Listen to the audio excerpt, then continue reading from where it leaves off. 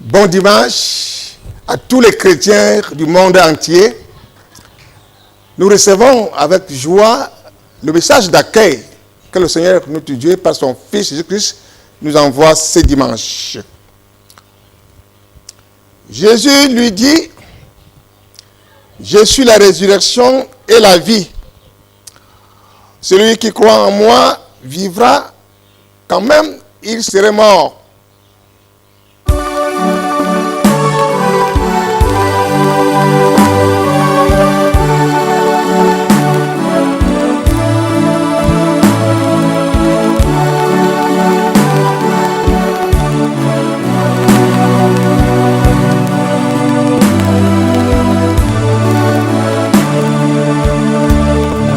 Entends ta douce voix, Jésus, je viens à toi, je viens, mon sauveur, lave-moi.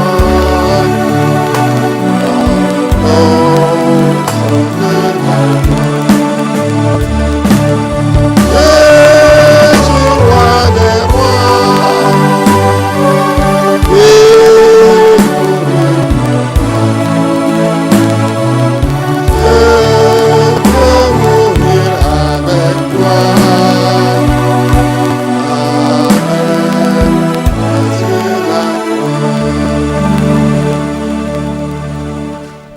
Seigneur Jésus, tu demeures la résurrection et la vie. Les preuves, Seigneur, sont légion au milieu de ton peuple en ce jour. Nous te rendons infiniment grâce pour ton amour infini. Tu as sacrifié ta vie pour les pauvres pécheurs que nous sommes. Tu demeures notre avocat, notre intercesseur auprès du Père. C'est pour ces raisons que nous ne cessons d'implorer ta miséricorde. Parce que nous reconnaissons notre état en tant qu'homme. Par ton précieux sang, que tu restaures nos âmes en ce jour que tu as sanctifié. Pour que nous soyons en harmonie avec toi. Seigneur Jésus, tu es la vie présente, tu es la vie future. Accorde la grâce à ton peuple ce matin de pouvoir le comprendre et de croire véritablement en toi. Nous continuons à t'implorer pour notre pays, afin que, Seigneur, tu te manifestes davantage, pour que la paix soit notre partage, la sécurité et la prospérité. Que tu te souviennes également de tous nos dirigeants, de toutes nos autorités, afin que ton soutien inconditionnel soit leur partage, de jour comme de nuit. Nous te supplions de venir nous assister en ce jour, pour que ce message que tu nous as réservé nous délivre de tout aveuglement et nous rapproche de toi. Notre Père qui es aux cieux, que ton nom soit sanctifié, que ton règne vienne, que ta volonté soit faite sur la terre comme au ciel. Donne-nous aujourd'hui notre pain de ce jour. Pardonne-nous nos offenses, comme nous pardonnons aussi à ceux qui nous ont offensés. Et ne nous soumets pas à la tentation, mais délivre-nous du mal. Car c'est à toi qu'appartiennent le règne, la puissance et la gloire, pour les siècles et les siècles. Amen. Bien-aimés dans le Seigneur, bon dimanche. Sentons-nous à l'aise et suivons avec une attention particulière la lecture du grand message que le Seigneur nous envoie ce jour. Évangile de Jésus-Christ selon Jean. Chapitre 12, versets 20 à 24. Jean chapitre 12, versets 20 à 24. Il est écrit: quelques Grecs du nombre de ceux qui étaient montés pour adorer pendant la fête s'adressèrent à Philippe de Bethsaïda en Galilée, et lui dirent avec instance: Seigneur, nous voudrions voir Jésus. Philippe alla le dire à André, puis André et Philippe le dirent à Jésus. Jésus leur répondit, l'heure est venue où le Fils de l'homme doit être glorifié. En vérité, je vous le dis, si le grain de blé qui est tombé en terre ne meurt, il reste seul. Mais s'il meurt, il porte beaucoup de fruits. Bénissons cette parole.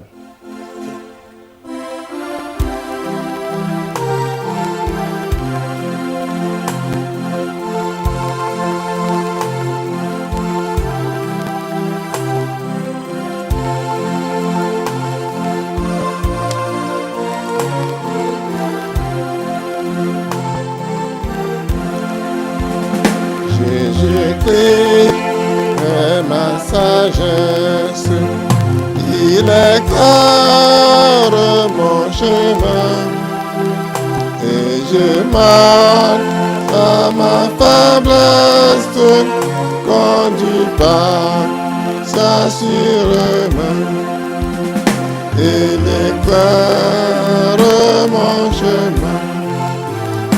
Il éclaire mon chemin et je marche à ma faiblesse, conduit par assurément.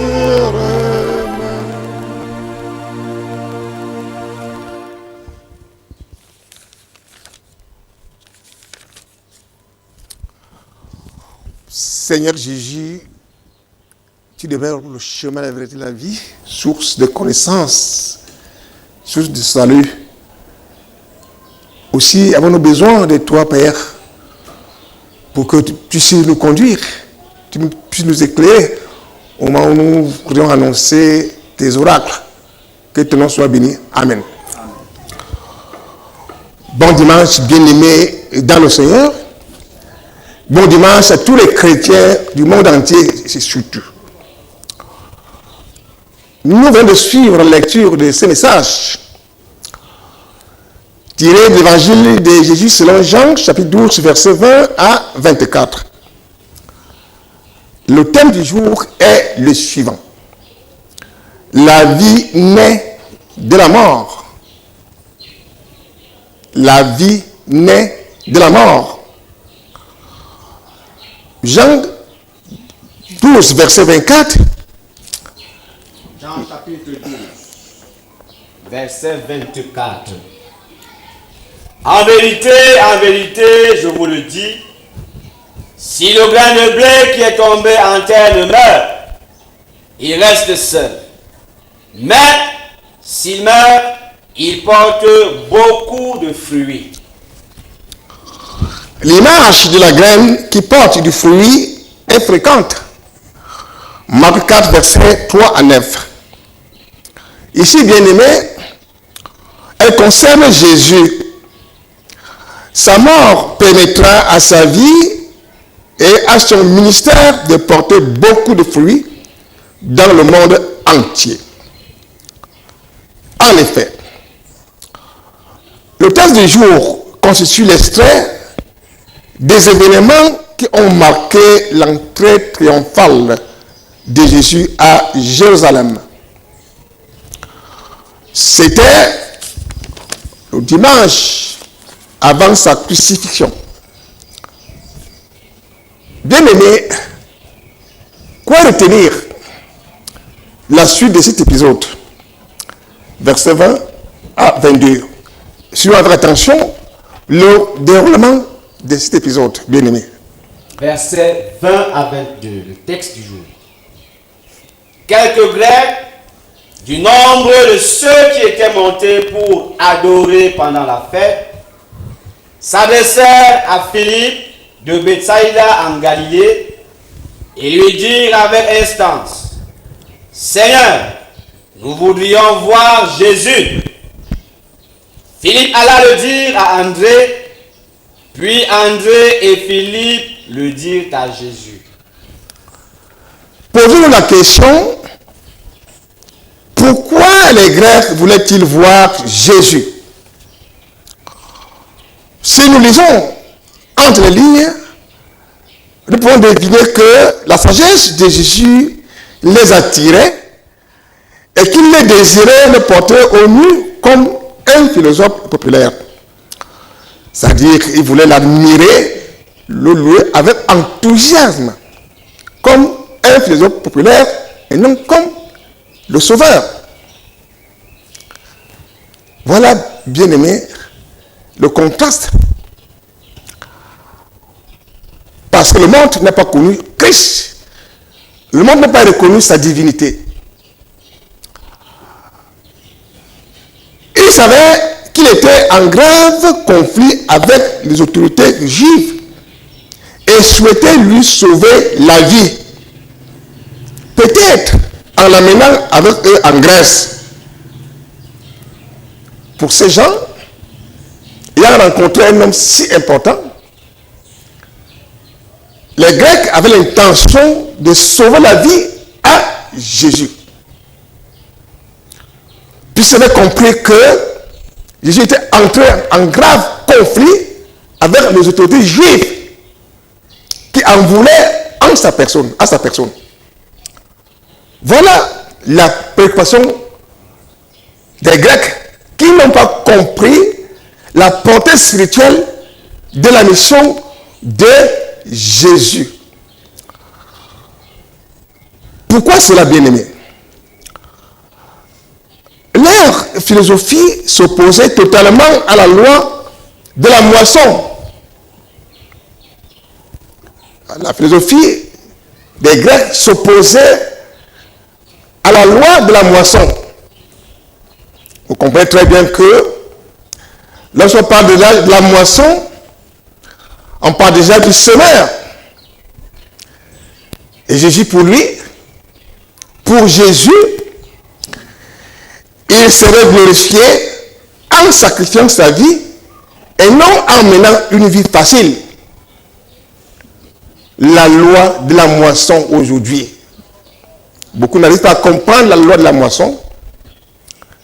On ne peut pas moissonner sans s'aimer. Et vous savez très bien, bien aimé, les difficultés qu'endure le semeur, les souffrances.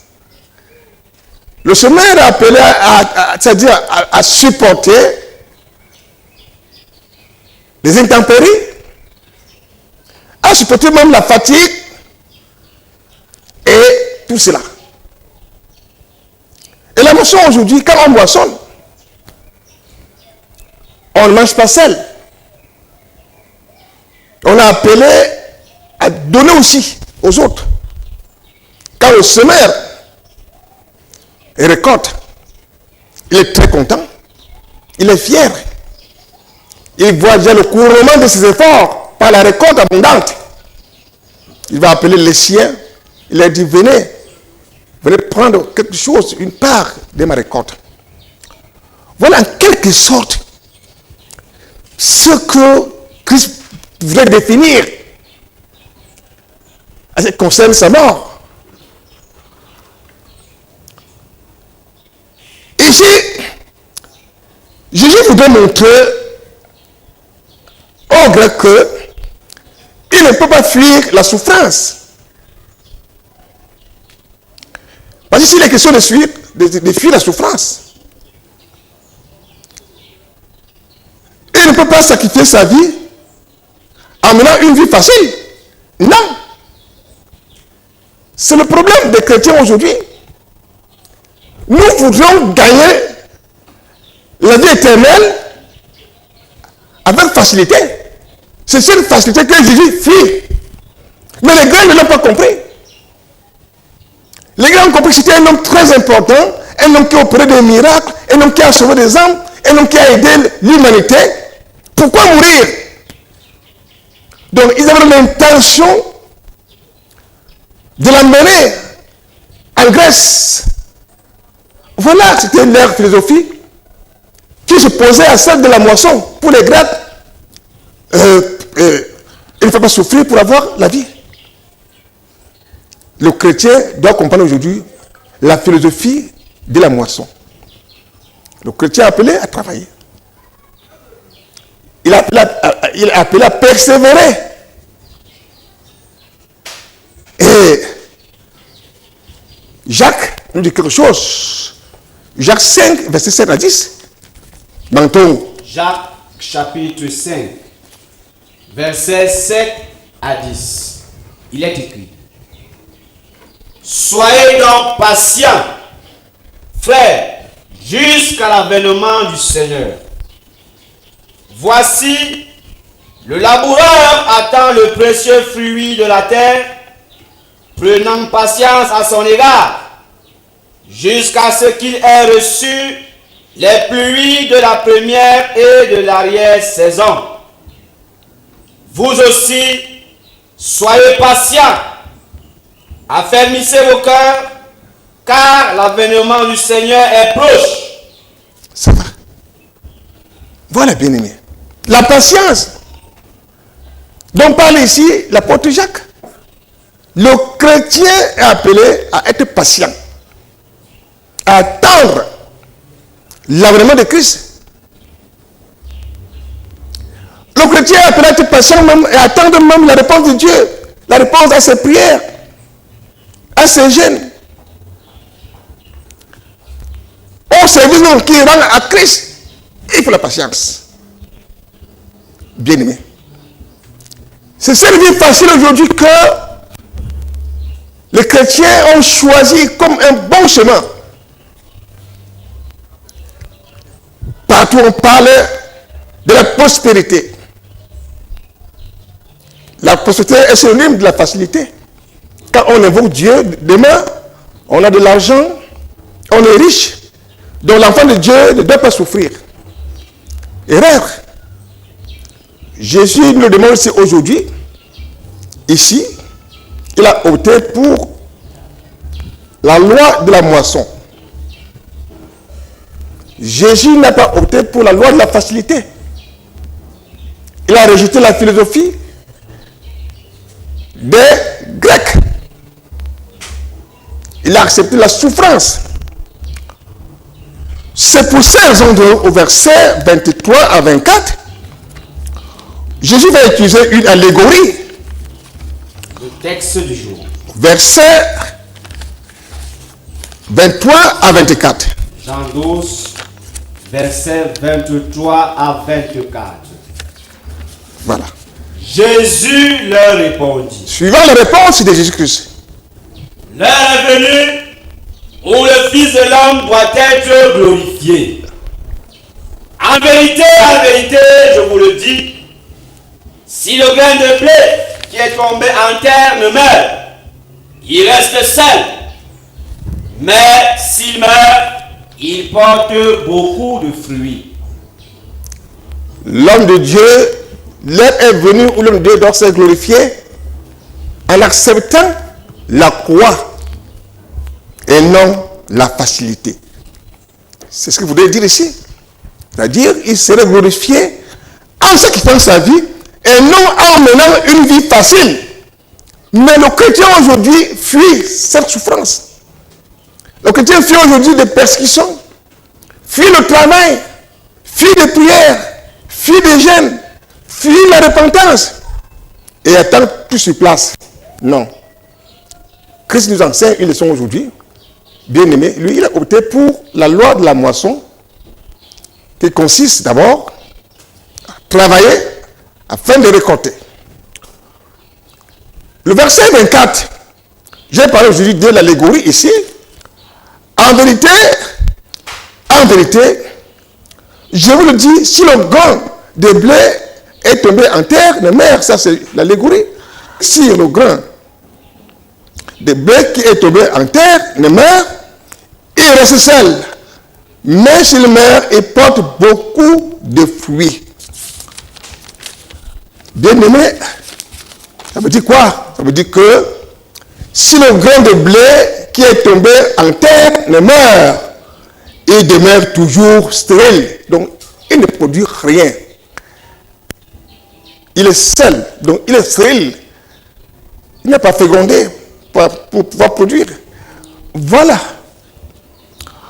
Le Seigneur Jésus se présente ici comme un grain de blé. il ne mourait pas, il restait seul. Il jouerait tous ces des gloires du ciel. La loi de la moisson aussi implique également l'esprit de partage. Parce que j'ai compris que s'il meurt, il jouerait lui seul la gloire. Pour que tout le monde entier puisse jouir de cette gloire, il a préféré mourir. Voilà une pensée, c'est-à-dire c'est une thématique qui nous amène à comprendre que dans la pensée de Christ, il y a l'idée de la générosité, de l'amour, du partage. L'amour, le partage. Le chrétien doit revêtir ce sentiment de partage, d'amour. L'amour pour Dieu et pour son prochain. Voilà. Aucun pécheur sauvé ne pourrait partager sa gloire. En revanche, s'il meurt, il permettrait alors à beaucoup d'être sauvés. Donc Jésus n'a pas voulu jouir de cette gloire lui seul. Pour l'amour de l'humanité, il a préféré mourir afin d'être ressuscité pour que ceux qui croient en lui puissent également en jouir. C'est ce que cela voulait dire. Bien aimé, j'insiste sur la loi de la moisson. La loi de la moisson ici est encore l'expression de l'amour. Quand on moissonne, quand on a sémé, on ne mange pas seul. Quand on a récolté des arachides, les macabres, on ne mange pas seul. On partage. C'est du partage. Alors, s'il meurt, il permettra alors à beaucoup d'être sauvés. Bien-aimés, pour sortir, quoi retenir? De même que le grain sémé doit mourir pour porter beaucoup de fruits, la mort de Christ aura pour résultat le salut de beaucoup de ceux qui croient. Parce qu'il a accepté mourir pour nous. Il a porté la peine qui nous revenait. Il a porté toutes nos charges. Alors, ce qui a valu aujourd'hui, le salut à toute l'humanité, à tous ceux qui croient en lui. Bénissons ce message. Amen. Nous prions. Seigneur Jésus, en vérité, la vie naît de la mort. Tu le démontres encore en ce grand jour à travers ce message très succulent. Les Grecs n'ont pas compris que leur philosophie s'opposait à la loi de la moisson. La loi de la moisson s'oppose également à la loi de la facilité. Tu es un modèle, tu es un exemple. Tu as accepté souffrir pour ensuite gagner. Lorsqu'on parle de la loi de la moisson, on voit le semeur avec les difficultés, les souffrances, la persévérance, la patience, les intempéries qu'il endure pour pouvoir récolter. Cette loi également nous invite au partage, à l'amour au Seigneur. Nous te supplions de nous délivrer de l'égocentrisme afin que nous puissions suivre l'exemple de notre Seigneur Jésus-Christ. Merci parce que ton soutien demeure avec ton peuple que nous sommes. Nous continuons à nous recommander à toi afin que tu sois notre sécurité et notre bouclier, que tu veilles sur nos âmes et sur toutes nos activités. Nous nous remettons à toi à travers ce merveilleux cantique.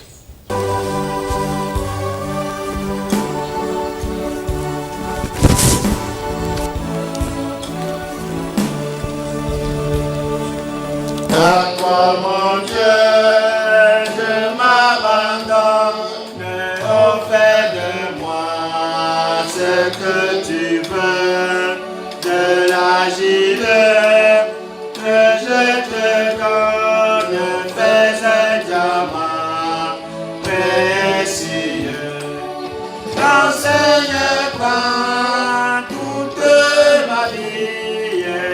toi seul je veux obéir par l'Esprit qui me sanctifie.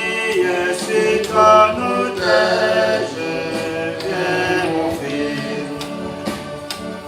Tu connais moi tant de faiblesse, mon impuissance à te servir. S'il ne faut que quand même blesse, ton amour saura me guérir. Grand Seigneur, prends toute ma vie, et à toi seul je veux obéir par l'Esprit qui me sanctifie. Je suis ton autel, je viens m'offrir.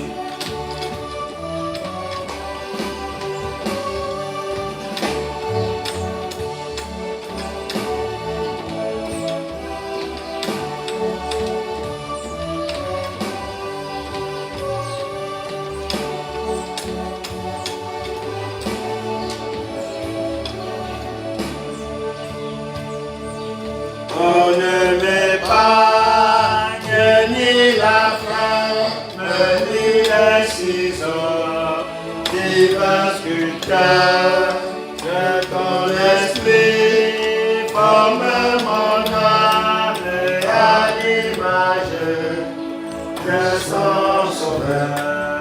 Ton Seigneur prend toute ma vie, et à toi seul je obéir à l'Esprit qui me sanctifie. C'est ton autel, je m'offre. Que le Seigneur Jésus-Christ lui-même veille sur son troupeau à perpétuité. Amen.